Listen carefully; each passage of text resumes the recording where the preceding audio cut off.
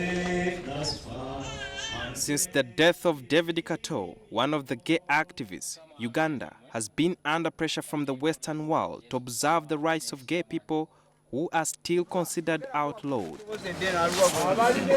But according to the State Department officials, all human rights, despite the sexual orientation, religion and ethnic belonging, should be treated equally.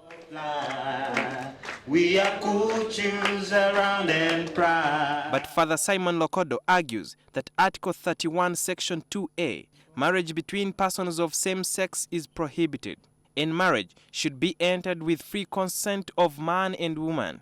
Therefore, basing on this, any activities carried out by gay people, like meetings or conferences, are deemed illegal. It is unnatural, it is inhuman, it is unacceptable. The push for gay rights is also faced with many challenges in the US, which, according to the Obama administration, should change. I think that cultural values and traditional values are not inconsistent with human rights. I do believe that it's a universal right for people to express freely sexuality. There is an African saying that he whose house is on fire does not hunt rats, which is synonymous to the fact that some of the gay people here in some parts of America do not live a free life. This brings a big question as to why some human rights watch organizations here in the US are extending a hand to African countries where the practice is still looked at as illegal.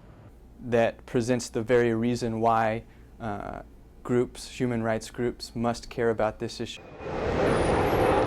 NTV also spoke to the staff at Robert Kennedy Center for Justice and Human Rights, whose cardinal function is to defend human rights, and other groups around the world. Here I sought to find out why the US is interested in seeing authorities uphold the rights of gay people, an agenda seen as a tool to water down the cultural values of society. Our primary goal is to really try to educate and raise awareness that LGBTI rights, gay rights, are human rights. I find that blackmailing and very unfortunate. However, the Constitution of Uganda guarantees freedom of speech, expression, and the right to assemble, which is not the case for gay people. So we're asking for people not to be discriminated against, people not to be have their workshops shut down and violate their freedom of assembly. If you know they are terrorists planning to go and do some havoc in some place, you leave them to complete their process of arrangement.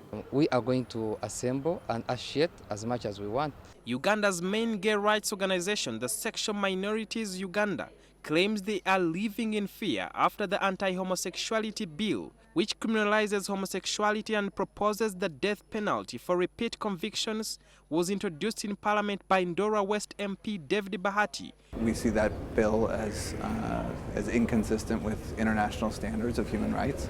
But can the gay activists and others whose lives are in danger find safety in the US? There are ways for that individual to seek asylum in other countries like the United States or in Europe. Previously, there have been allegations that the US is injecting lots of money through the LGBT groups to woo more people, especially in schools, into the practice. It's not really true.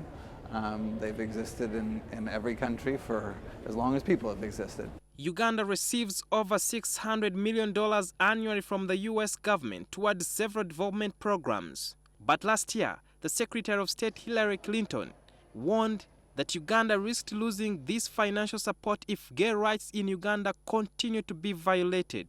We in Uganda will take nothing if it means losing our dignity. We are not going to promote gays.